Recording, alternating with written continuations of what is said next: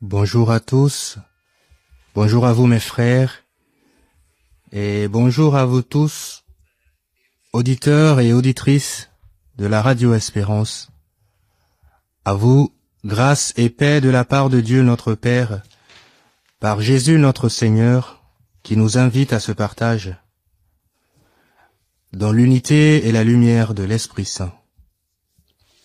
Aujourd'hui, 7 septembre, 23e dimanche du temps ordinaire, l'Église nous invite à méditer sur la radicalité de notre suite du Christ. Mais avant de commencer, invoquons l'Esprit de vérité, qu'il nous éclaire et nous dispose, qu'il vienne ouvrir nos cœurs à la transformation qui nous est demandée. Viens, Esprit de sainteté, viens, Esprit de lumière, viens, Esprit de feu, viens nous embraser. Évangile de Jésus-Christ selon saint Luc. En ce temps-là, de grandes foules faisaient route avec Jésus. Il se retourna et leur dit: Si quelqu'un vient à moi sans me préférer à son père, sa mère, sa femme, ses enfants, ses frères et sœurs, et même à sa propre vie, il ne peut pas être mon disciple. Celui qui ne porte pas sa croix pour marcher à ma suite ne peut pas être mon disciple. Quel est celui qui, d'entre vous, voulant bâtir une tour, ne commence par s'asseoir pour calculer la dépense et voir s'il a de quoi aller jusqu'au bout? Car, si jamais il pose les fondations et n'est pas capable d'achever, tous ceux qui le verront vont se moquer de lui. Voilà un homme qui a commencé à bâtir et n'a pas été capable d'achever. Et quel est le roi qui, partant en guerre contre un autre roi, ne commence par s'asseoir pour voir s'il peut, avec 10 000 hommes, affronter l'autre qui marche contre lui avec 20 000. S'il ne le peut pas, il envoie, pendant que l'autre est encore loin, une délégation pour demander les conditions de paix. Ainsi donc, celui d'entre vous qui ne renonce pas à tout ce qui lui appartient ne peut pas être mon disciple. Merci frère.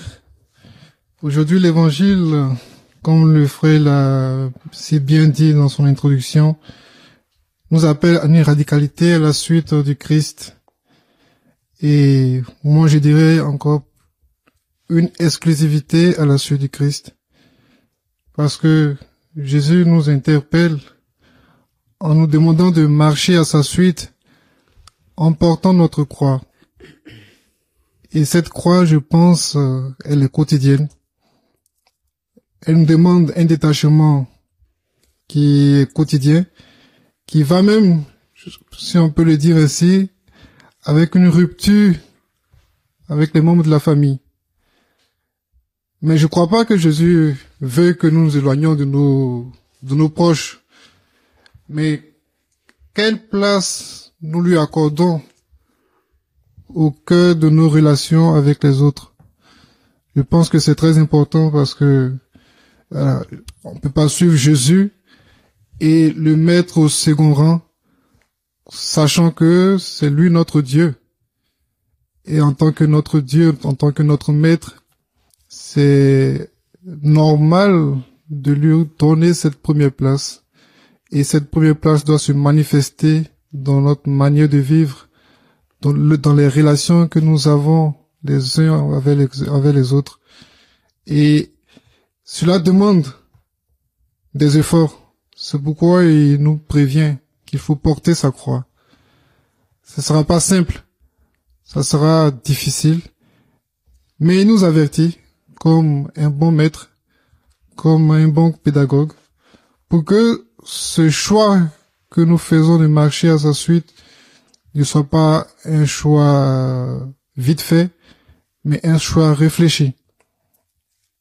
Un choix réfléchi, un choix qui demande de s'asseoir, comme il le dit si bien dans ces deux paraboles qui suivent, et de réfléchir sur ce que nous voulons faire, sur le but final vers lequel nous voulons tendre. Et voilà, pour moi, c'est très important en ce début d'année, en ce début de l'année scolaire, pour tout le monde, de retour des vacances, comment nous appréhendons cette nouvelle année? Est-ce que nous avons réfléchi à nos différents objectifs par rapport à notre vie chrétienne? Et voilà. Merci d'avoir fini par la rentrée, parce que principalement c'est un des éléments qui m'a marqué. Peut-être que je reviendrai plus tard sur la radicalité ou même l'exclusivité dont tu parlais. Mais je trouve que cet évangile aujourd'hui est programmatique et en tout cas devrait rejoindre pas mal de personnes dans cette période de rentrée. Se dire qu'il y a une axe que l'Église nous donne et que cet évangile nous donne. Quel est celui d'entre vous qui, voulant bâtir une tour, ne commence pas par s'asseoir pour calculer la dépense et voir s'il a de quoi aller jusqu'au bout? Nous sommes, nous les frères, en période de rentrée, là, en session pour préparer le début de l'année scolaire, et je pense que pour beaucoup de monde, c'est le cas, ou en tout cas, ils ont commencé ou ils vont bientôt commencer. Voilà une question que Jésus nous pose. Avant de commencer, où est-ce que tu en es dans les fondations du bâtiment que tu t'apprêtes à bâtir? Ou bien tu t'es juste levé comme ça et en claquant des doigts te dire l'année a commencé, on y va. Non, le Christ nous invite à plus qu'une simple prudence humaine. Avoir des fondations solides permet de se projeter ou d'aller plus loin. Et c'est lui la principale fondation. Ailleurs dans l'évangile, il se comparera à ce roc sur lequel la maison est bâtie et que vents et marées et autres viennent se jeter contre elle, mais elle reste solide. Donc, voilà à quoi le Christ nous invite à ce début d'année. Bâtissons-nous une maison sur un roc prête à traverser tempête et vent tout au long de l'année.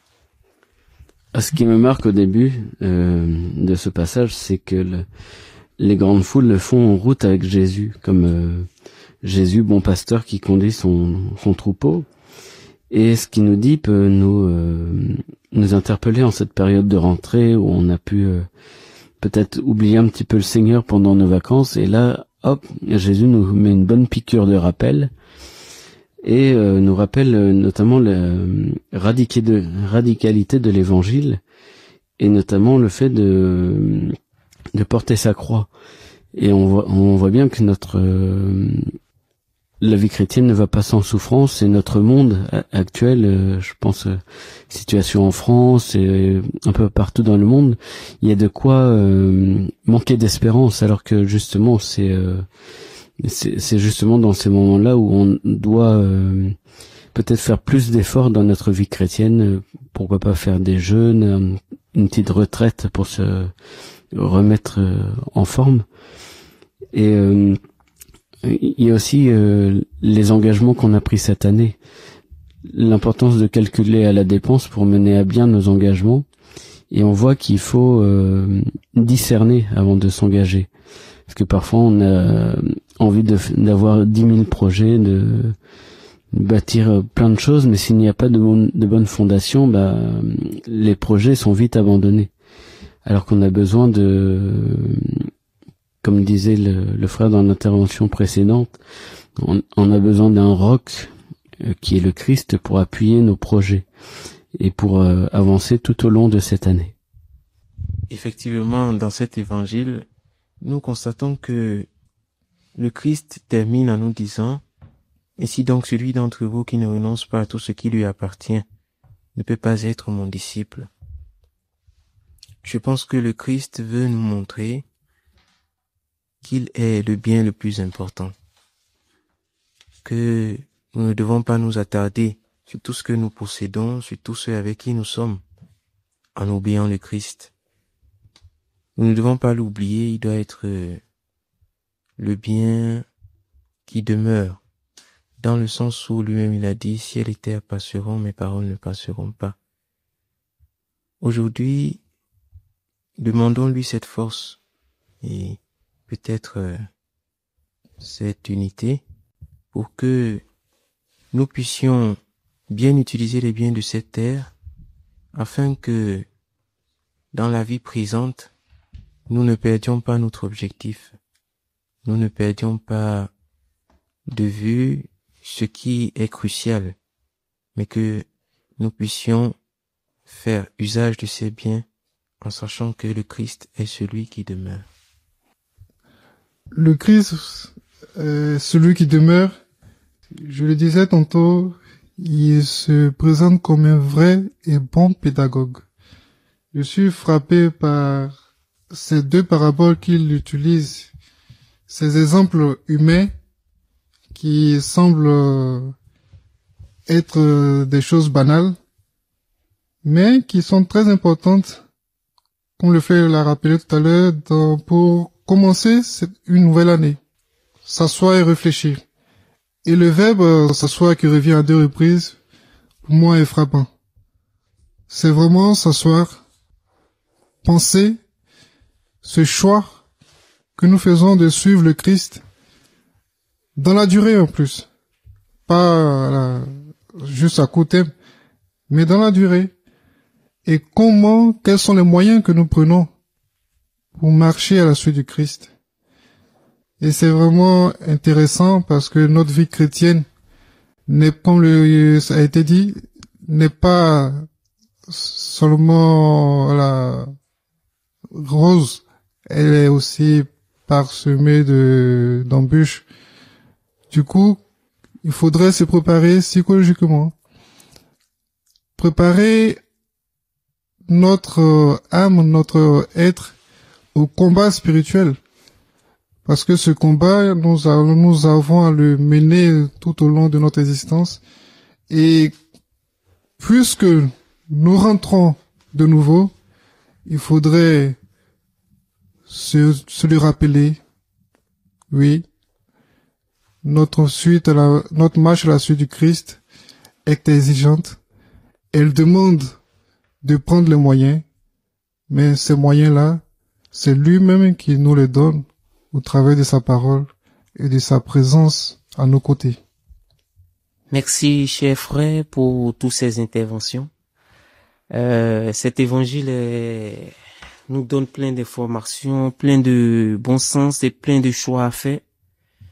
C'est vrai que cette année va bientôt commencer et le Christ nous met en face de ce choix qui est vraiment radical, je dis bien très radical, parce que c'est comme le disait le prophète Élie pendant ce sacrifice où il demandait au peuple de choisir soit le Seigneur, soit le Baal.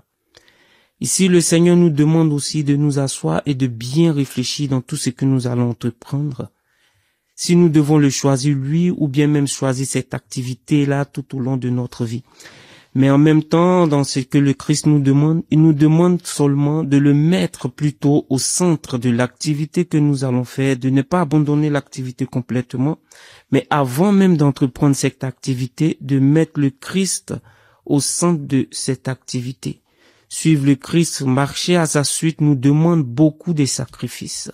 Et ce sacrifice, c'est de le choisir lui en premier lieu. Choisir le Christ en premier lieu, et je vais rebondir là-dessus et de se dire, c'est quand même important de se rendre compte que la phrase prononcée par le Christ peut résonner avec choc dans nos oreilles. Si quelqu'un vient à moi sans me préférer, à son père, à sa mère, à sa femme, ses enfants, ses frères, ses sœurs et même à sa propre vie, il ne peut pas être mon disciple. Mais toutes ces relations, n'est-ce pas Dieu qui nous les a données et qui nous demande de les vivre?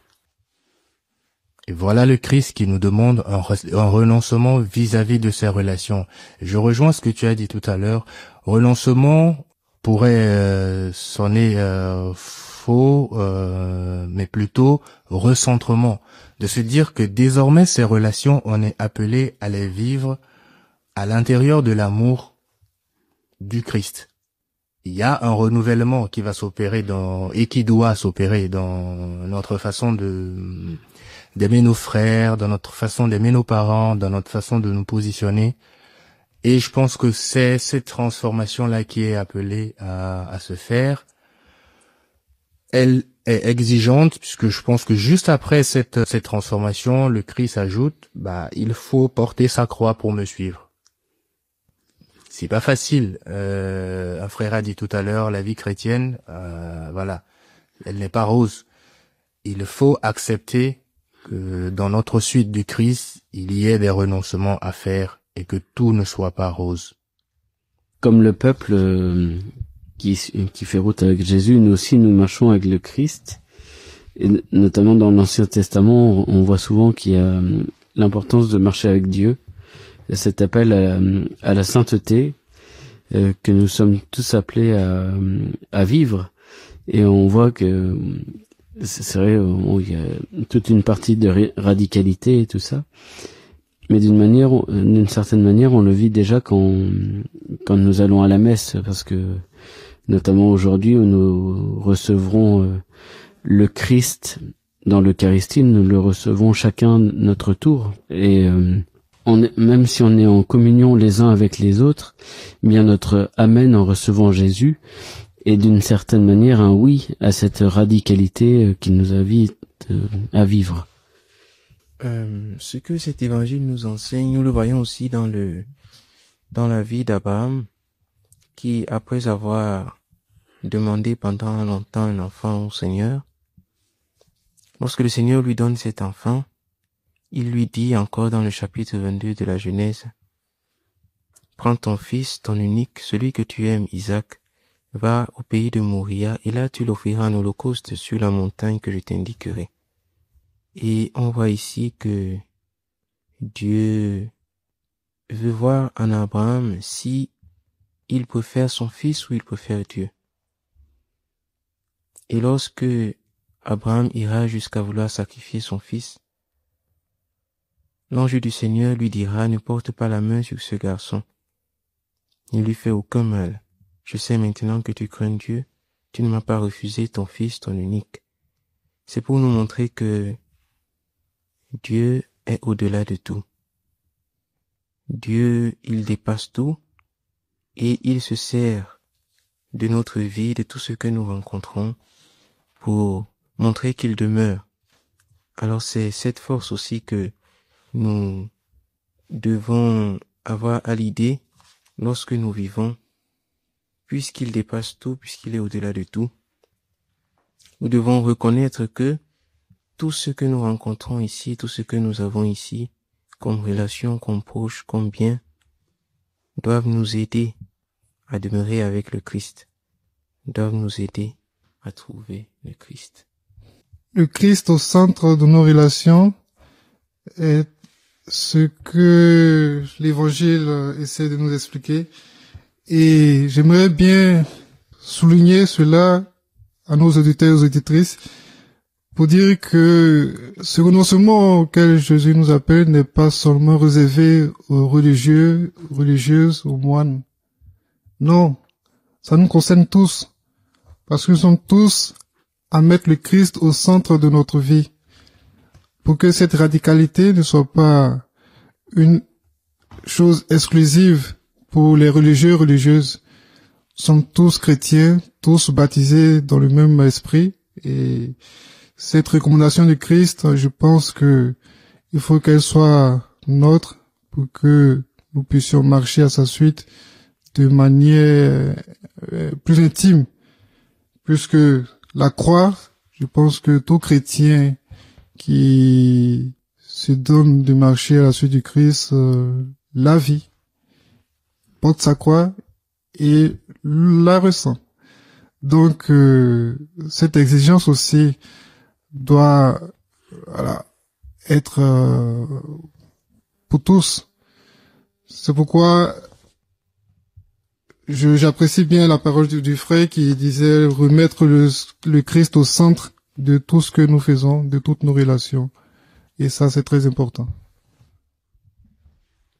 remettre le Christ au centre de toutes nos relations, il faut aussi garder à l'esprit que le commandement de l'amour demandé par Jésus, aimez-vous les uns les autres comme je vous ai aimé, il se déploie jusque-là.